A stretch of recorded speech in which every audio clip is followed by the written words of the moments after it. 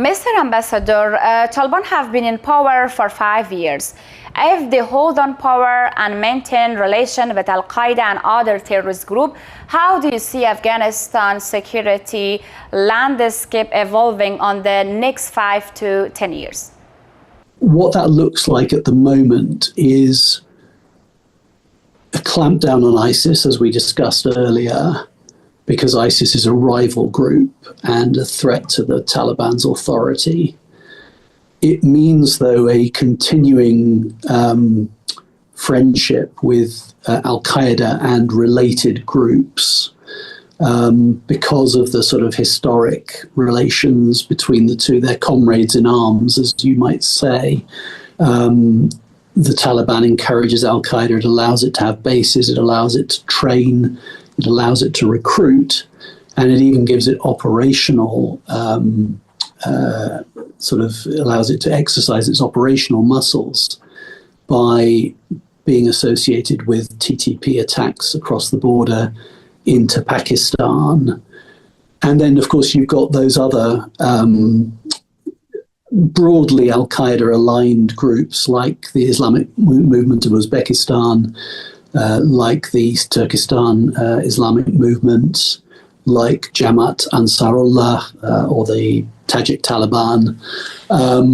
And so what I anticipate is that the Taliban will use those groups for leverage against their neighbors. And then finally on ISIS, I think, I think that we should still take ISKP very seriously. I expect that it is working the Tajik diaspora all over Russia, former Soviet Union, Turkey and Europe, and that sooner or later there will be a Tajik-led major attack in Western Europe, and that will be traceable back to ISKP. And I don't believe that the Taliban are doing anything to stop that international dimension of what ISKP does, even if they are suppressing ISKP's operational activity inside Afghanistan. On TTP and the Taliban, Jamaat al-Ahrar has split from TTP for the third time. What drove this latest splitting? Could it lead to closer cooperation with ISKP, or do you think it's unlikely? Well, I think it's always possible. I mean, the Pakistani groups are quite unruly. There have been a lot of these kind of splits and reunions that have happened. And I think that that's partly because of the pressure that they're under. It's about which partners you're willing to choose and to work with. Obviously, from the main TTP's point of view, the Afghan Taliban are key partners, and the Afghan Taliban have also provided al-Qaeda as a key partner for TTP. So they've encouraged al-Qaeda to work alongside TTP in creating a cross-border threat to Pakistan. This falling out between the Afghan Taliban and the government in Islamabad is an interesting development, and of course the Pakistanis are very disappointed about it. They feel as if the Afghan Taliban owed them some gratitude for helping them when they were in the insurgency in Afghanistan. But I think the Pakistanis were naive in that respect. They weren't listening to what the Taliban were saying, because the Taliban certainly never implied that they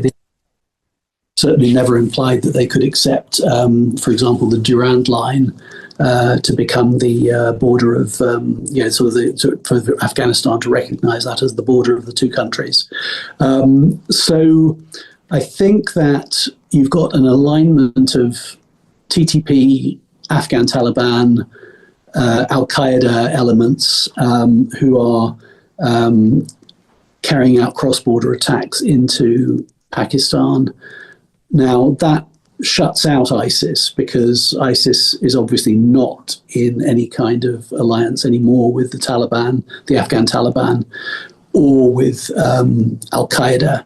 It may be that JUA has some ambitions to work with ISIS, but I can't confirm that.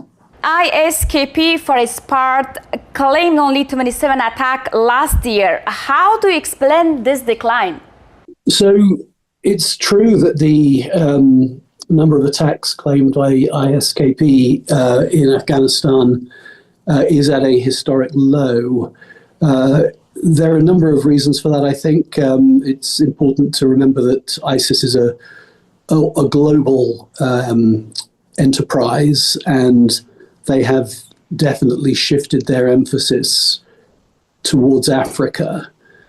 So there's actually comparatively little ISIS operational activity going on at the moment in Iraq or in Syria.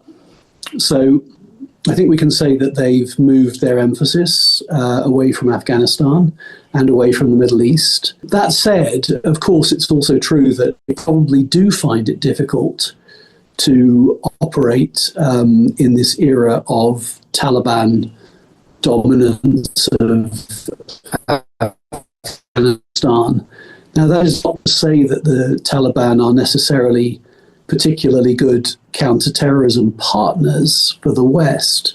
They don't. I think the main Taliban objection to ISKP is that it is a rival. It challenges them for control, and it shows them to be exercising control whenever there's an attack. That sort of makes it look as if the Taliban can't control Afghanistan. So I think they feel quite a strong determination to prevent ISKP from doing much operationally.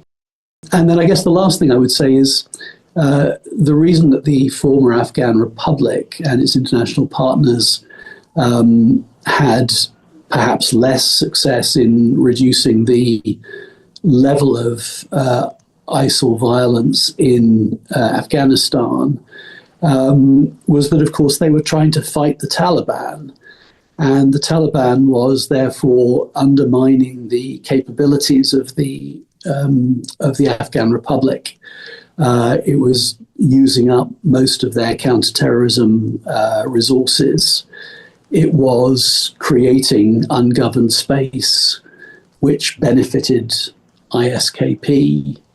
And to some degree, in the form of the Haqqani network, the Taliban, when it was in the insurgency, was actually supporting ISKP. It was actually helping ISKP to mount attacks. And in some cases, the Haqqani network mounted attacks, which they then allowed ISKP to claim because they killed civilians, and the Taliban didn't want to have to take responsibility for attacks that killed civilians, but they supported those attacks that killed civilians because they undermined the confidence and the reputation of the Afghan government and the Afghan Republic. Despite fewer attacks, how significant is ISKP within the Islamic State's global network? How concerned should the international community be about its ability to plan or inspire attack beyond Afghanistan? The fact that ISKP isn't carrying out as many operations in Afghanistan as it used to does not detract from its operational significance to the parent organization, to ISIS itself. And the reason for that is that the regional networks are not judged by they're not judged in terms of their narrow operational success in their hub area. They are judged by the importance and the operational success of the regional network that is supported in that hub. And one of the key factors for ISIS is that although they're strong in Africa, those African networks don't have particularly good reach into Europe. And ISIS is very ambitious to reach into Europe. And it is the al-Sadiq office and the regional network that's headquartered in Afghanistan that offers better reach into Europe. And this has a lot to do with the ethnicity of the staff and the personnel and fighters. And the most important ethnicity for ISKP is Tajik ethnicity. So you have large Tajik diasporas in the former Soviet Union, in Turkey, and in Western Europe. And so two of the most important ISIS attacks of the last 5 years were carried out by ISKP, one of them in Iran, one of them in Moscow. And in both cases, you had Tajik operatives. And in the case of the attack in Moscow, you had the Tajik support network with links to the Tajik diaspora in Turkey. There have been a number of ISIS plots that have been disrupted in Western Europe, in Germany and in Northern Europe, where the key personnel involved, or the key operatives involved, were of Tajik ethnicity. So we can say that ISKP and the al-Siddiq office has not had very many recent successes since those two big attacks in Moscow and Iran. But ISKP is ISIS's main hope of managing to bring off a strategically significant attack in Western Europe, and that remains of core interest to ISIS.